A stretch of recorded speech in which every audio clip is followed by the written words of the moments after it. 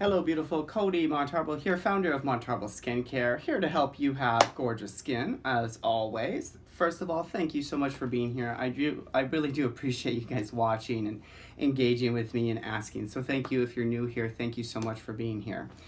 So today's video is all about benzoyl peroxide. It's been a while since I made a video about benzoyl peroxide, and I get a lot of questions about benzoyl because I have a video about salicylic acid and why I love using it and why I use it on almost every single client. So people will go, well, what do you think about benzoyl? You're not really talking about benzoyl. So I just thought I would kind of clear up the air here and talk about benzoyl peroxide a little bit, just kind of give you an overview, some of my thoughts about benzoyl peroxide, and then that way you can make an informed decision for you and your skin and your skincare goals. So I do prefer salicylic acid, that is not a secret. But I have seen benzoyl peroxide work amazing on certain people. I used benzoyl back in the day. I bleached everything I owned. My hair was bleached. My towels were bleached. My shirts on the side were bleached. I hate benzoyl peroxide for that. Yeah, that was really bad. The thing I don't like about benzoyl is this. It's so irritating to the skin, and it is, benzoyl peroxide is now a lot of time mixed with other ingredients so that it can be more buffered and so that it can penetrate a little deeper. So this is the thing I think most about benzoyl peroxide. If you are new to, or if you're considering benzoyl peroxide, you have acne prone skin and you're not sure which ingredient to do, salicylic or benzoyl, this is what I think. I think you should start with a lower percentage and then work your way up. I see people using 10% that don't really have acne. They shouldn't be using 10%. That's a very high amount of benzoyl peroxide. And you know, if you're using it, how irritating and itchy your skin can get from that. So you should start with like 2.5%. And what's great about 2.5% is you can actually use it, you can use a lot more of it, and you can use it more consistently. Like if you were trying to do that with 10%, you would have to use it probably every other day or a couple times a week because your skin would just get so raw and red and irritated and itchy. So for the most part, benzoyl peroxide on almost all people that I've noticed, it is irritating on the skin. So the skin can get red. So what happens though, a lot of people don't realize this, is we get what's called the pigmentation that occurs after a pimple, okay? And that red mark or that brown mark a lot of times is left longer on the skin with those that use benzoyl peroxide because of the acidity of the product and because of the UVA light. So what I've noticed is people that were using a lot of benzoyl peroxide, I won't mention any names of a company, back in the day, are coming into me with tons of discoloration on the areas exactly where they had breakout. And it's always interesting. So I always ask them, I'm like, you have a lot of discoloration on your cheek and your chin. Did you put a lot of benzoyl peroxide in there? And almost 99.9% of people say yes. And then I asked, did you wear sunscreen when you were doing that? 99.9% of people said, no, didn't do that. So back in the day, people weren't really informing people to wear sunscreen with benzoyl peroxide, and that's a big no-no because benzoyl peroxide can cause discoloration. I don't care what anyone else tells you. I've seen it hand in hand. I fix it all day long in my office. People that have used acne products with benzoyl peroxide aren't wearing enough sunscreen, or they think they're wearing enough sunscreen, they're not getting enough protection, and they have brown marks all over their face.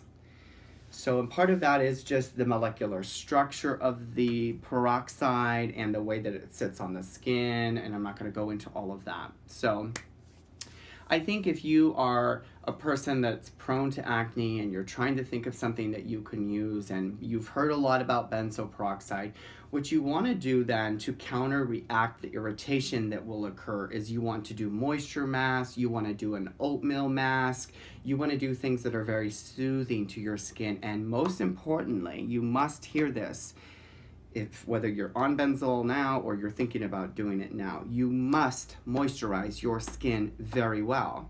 And the reason is this, because it can speed up. If you moisturize your skin and you're oily and acne prone, it will speed up the recovery process and work quicker and better. And here's why. when you dry the top layer of your skin with benzoyl or any other agent, but in this case we're talking about benzoyl peroxide, you are sealing in that bacteria and oil into the skin and drying up that top layer so the oil can't come out onto the skin. So if you don't moisturize, you just lock it into the skin. And yes, the benzoyl will kill the bacteria and help with some of the inflammation, but those bottom layers where you really want the product to penetrate, it can't penetrate so easily because there's no water in the skin. So water is a vehicle, and the more water and moisture you have in your skin will open up and it will grab that benzoyl, which is actually water-based, and then it will travel more easily into the skin.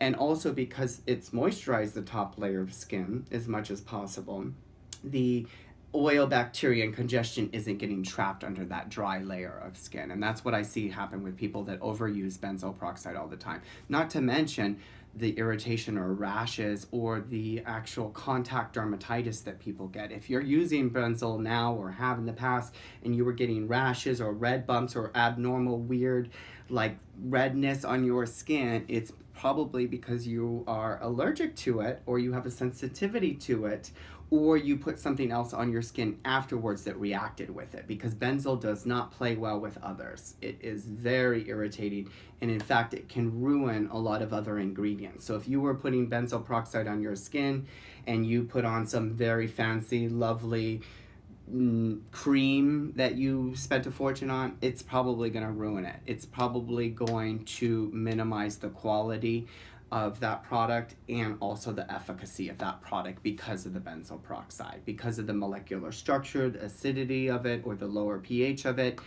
It just doesn't play well with other ingredients. So if you are using it and you want to use another product, make sure it's really in your skin and try to buffer it or layer something on top of that if you can. So I know I said a lot, so if you have questions, please ask them below this video so I can help you decide maybe which one is better. Maybe you are more of a candidate that would be better with salicylic acid, or maybe both, or maybe benzoyl peroxide might be really great for you. If your skin is darker, if you have African American skin, black skin, darker skin, Hispanic skin, just know that when you put benzoyl peroxide on your skin, you're almost certainly going to get a darker spot there. It's going to become darker because the pH with the benzoyl and the UVA light, and you're already prone, most dark skin types are already prone to post-inflammation hyperpigmentation, so even more on you and your skin type will it look darker or more red or more inflamed. So just something to consider, all right? Ask your questions below this video. Feel free to subscribe if you love this information, and as always, stay gorgeous.